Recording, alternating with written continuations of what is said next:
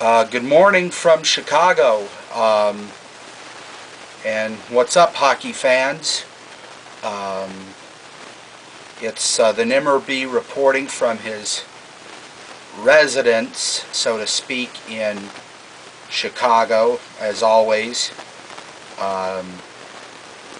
Today's the day. Today the Stanley Cup playoffs begin around the league. And of course, the Blackhawks begin their series tomorrow with the Phoenix Coyotes out in the desert. And I'm going to give my own preview of what to expect between the Blackhawks and the Phoenix Coyotes as they head into their first round playoff series matchup. This is the first time that these teams have ever faced each other in the Stanley Cup playoffs. They never even saw each other when the Yotes were still the Winnipeg Jets. This is a team that the last time they even won a playoff series was back when they were still in Winnipeg.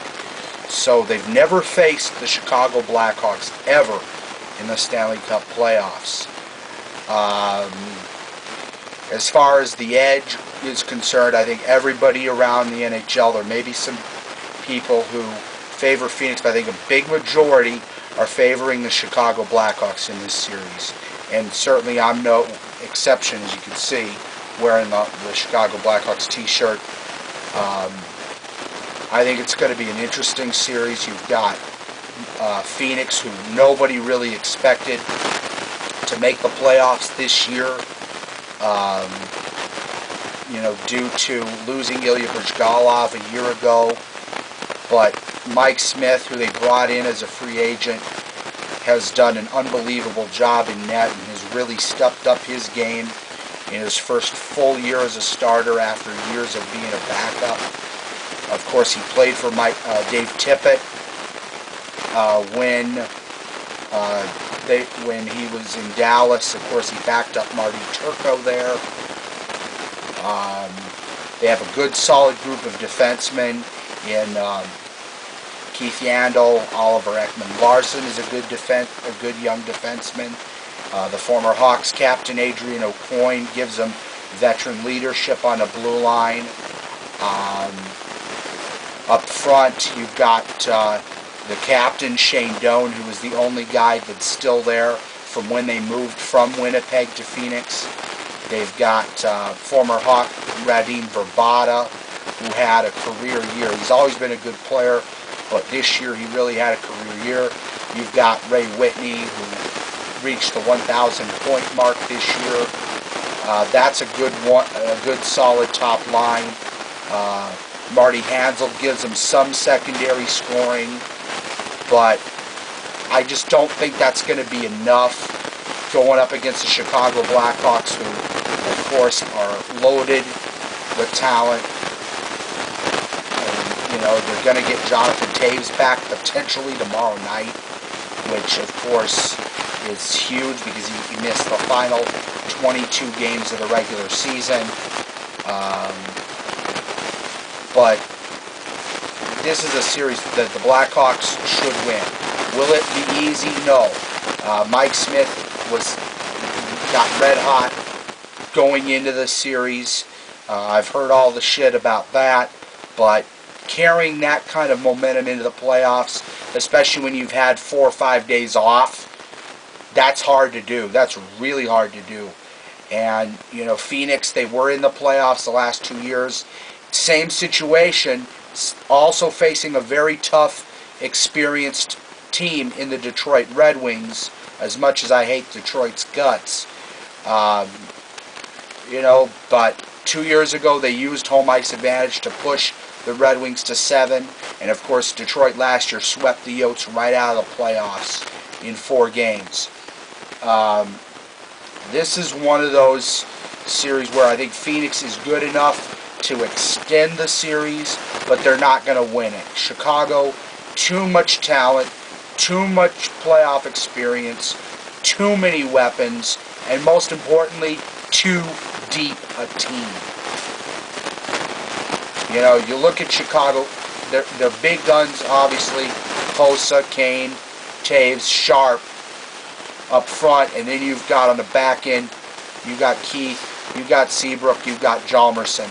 But Chicago is a deeper team. I mean, look at, even on the blue line, you've got, on the blue line, you have depth with Nick Leddy, you've got Nick Hjalmarsson, as I mentioned, you've got Sammy Lepisto, you've got Sean O'Donnell back there, you've got rookie Dylan Olsen, who's played well when he's been in there.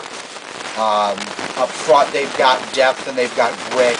You know, Brandon Bollig has been just a nasty machine. He's gotten into fights. He's provided energy. Since he got called up from Rockford after John Scott was traded away, Brian Bickle's now been in the lineup a lot more. He's got some skill and some grit. He also is a high energy player. Too bad Daniel Carcillo's out for the year, because then there's another, you know, mean, nasty guy right there. You know, you've got Andrew Burnett, who's a veteran, secondary scorer right there. You've got Dave Bolin, who, you know, this is when he usually shines, secondary scorer, and he's a guy that can shut down other teams' top lines. You know, Andrew Shaw, who they drafted last summer, looks like he's going to be a steal. He had an excellent short regular season when he came up, you know, back in January. Jimmy Hayes, another guy with size, with grit, with some decent skill. They're just too deep. And also, I forgot about Steve Monador on the back end. Him coming back in there, hopefully, as well. So Chicago is just, they're just too loaded to lose this series. And I think it's going to be really, really difficult. The only way that Phoenix wins this series is if they can get secondary scoring from other players. Because that top line, Radim Verbata, Ray Whitney, and Shane Doan, that is going to get shut down by the Hawks' top pair. Keith, Seabrook, they could throw Dave Bolin in out there, just shut those three guys down. It's going to be a very, very tough series for the Yotes. I think they'll extend the series.